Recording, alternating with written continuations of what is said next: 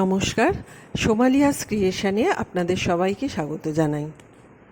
আজকে আমি পটলের দুর্দান্ত স্বাদের একটি রেসিপি নিয়ে চলে এসেছি, যেটা দিয়ে এক থালা ভাত কিন্তু নিমেষে উঠে যায়। আসুন রেসিপিটি আপনাদের সাথে শেয়ার করি।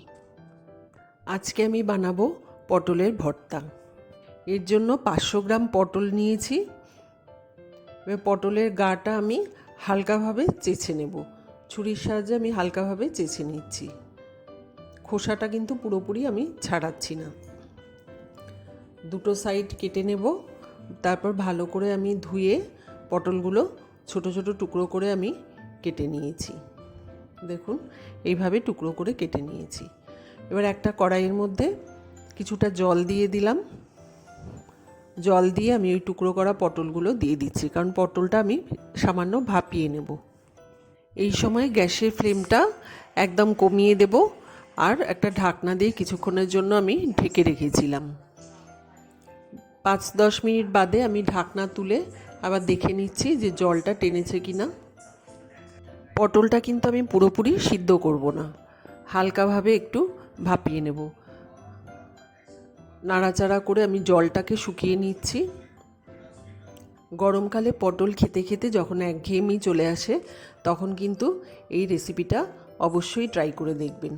পটলগুলো ভাপানো হয়ে গেলে একটু ঠান্ডা করে তারপর আমি এটা মিক্সিং জারে দিয়ে দিচ্ছি এগুলো পেস্ট করার জন্য।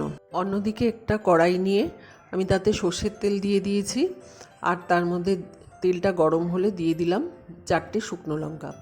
শুকনো লঙ্কা আমি একটু সামান্য ভেজে নিয়ে আমি তুলে রেখে দিচ্ছি।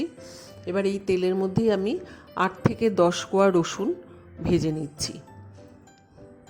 সামান্য ভেজে নিয়ে আমি এই রসুনটাকেও আমি তুলে রাখছি। এবার এই তেলের মধ্যেই আমি কালো জিরে ফোড়ন দিয়ে দিলাম।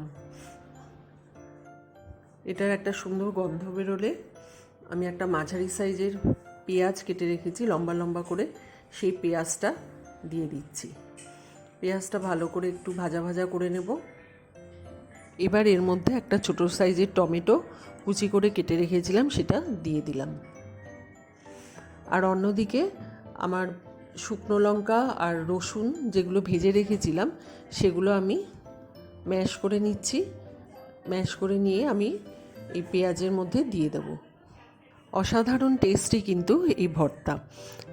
এটা থাকলে কিন্তু আর কোনো তরকারির দরকার পড়ে না।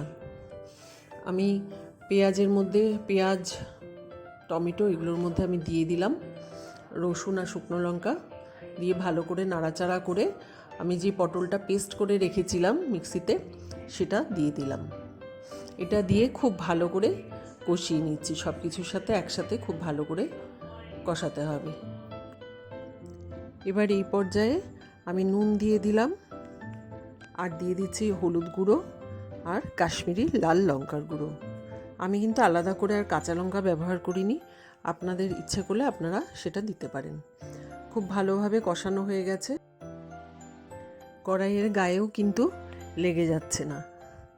খুব শুকনো করে এটাকে আমি কষিয়ে নিচ্ছি। আর আমার এই ভর্তা তৈরি হয়ে গেছে। নামাবার আগে আমি 2 টেবিল চামচ কাঁচা সর্ষের তেল ছড়িয়ে দিচ্ছি ওপর থেকে। আমার ভর্তা কিন্তু তৈরি হয়ে গেছে। আপনারা অবশ্যই বাড়িতে ট্রাই করবেন। আর আমার রেসিপিটি যদি ভালো লাগে তাহলে অবশ্যই একটা লাইক করবেন এবং বন্ধুবান্ধব ও আত্মীয় স্বজনদের সাথে শেয়ার করবেন।